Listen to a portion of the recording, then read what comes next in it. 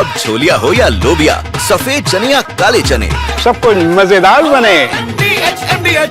और एसआईआर मामले में आज भी सुप्रीम कोर्ट में सुनवाई होगी। कल की सुनवाई में सर्वोच्च अदालत ने कहा था कि आधार को नागरिकता के प्रमाण के रूप में स्वीकार नहीं कर सकते। वहीं कांग्रेस इस मुद्दे पर और हमलावर हो गई है। दिखाते हैं आपको। चुनावों में धांधली के राहुल गांधी के दावों के बीच कांग्रेस ने 14 अगस्त को लोकतंत्र बचाओ मशाल मार्च निकालने की घोषणा की है। इस मार्च के जरिए पार्टी अपने वोट चोरी के आरोपों को जनता तक पहुंचाएगी। एसआईआर के मुद्दे पर कांग्रेस अध्यक्ष मल्लिकार्जुन और राहुल गांधी की मौजूदगी में पार्टी के बड़े नेताओं की बैठक हुई, जिसमें प्रियंका गांधी, जयराम रमेश भी मौजूद रहे। इस बैठक में वोट चोरी और एसआईआर के मुद्दे पर देशव्यापी विरोध प्रदर्शन की रणनीति पर चर्चा हुई।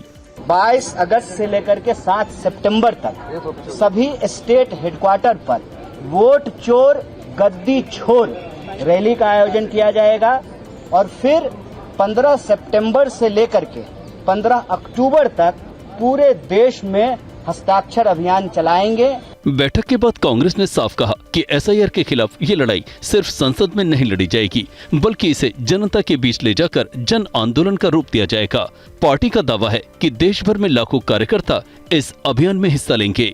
इस बीच सूत्रों से खबर है कि वोट चोरी से जुड़े आरोपों को लेकर राहुल गांधी एक नया मामला सबके सामने रख सकते हैं, जिसमें 48 लोकसभा सीटों की वोटर लिस्ट में धांधली का आंकड़ा होगा।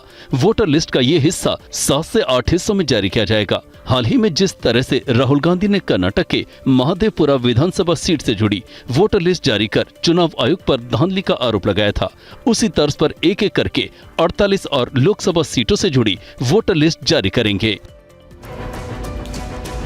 और वहीं बिहार में जिस तरीके से एसआईआर पर घमासान जारी है, इस घमासान के बीच में मिंता देवी सबसे ज्यादा चर्चा में है। और इस के बाद चुनाव आयोग और मिंता देवी का जो बयान है वो भी सामने आया। देखिए,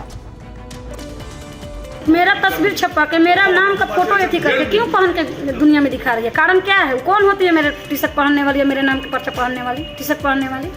वो आखिर है कौन मेरी? ये बयान है बिहार में सीवान के उस मिंता देवी के, जिसके नाम पर विपक्ष ने कल संसद में जबरदस्त हंगामा किया और चुनाव आयोग के खिलाफ सबसे बड़ा हथियार बना लिया। खुद प्रियंका गांधी अपनी टी शर्ट पर मिंता देवी की फोटो छपवाकर विरोध जताने संसद परिसर पहुंची। टी शर्ट के पीछे लिखा था 124 नॉट आउट। प्रियंका के साथ खड़े कई प्रदर्शनकारी यही टी शर्ट पहनकर चुनाव आयोग के खिलाफ नारा बुलंद कर रहे थे। हालांकि चुनाव आयोग ने इस मामले में सफाई दी है और कहा कि मिंता देवी की उम्र के मामले में अशुद्धि के संबंध में शिकायत मिली है, इसमें सुधार की प्रक्रिया जारी है।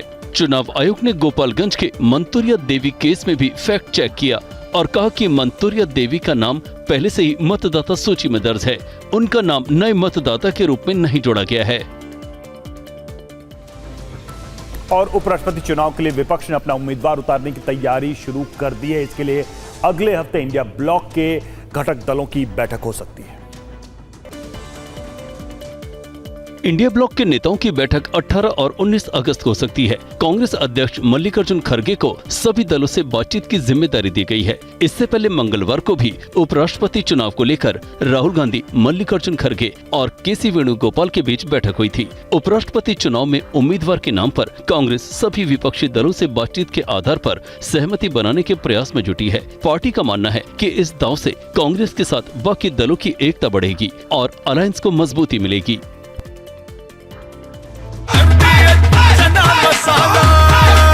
अब छोलिया हो या लोबिया, सफेद चने या काले चने, सब कुछ मजेदार बने।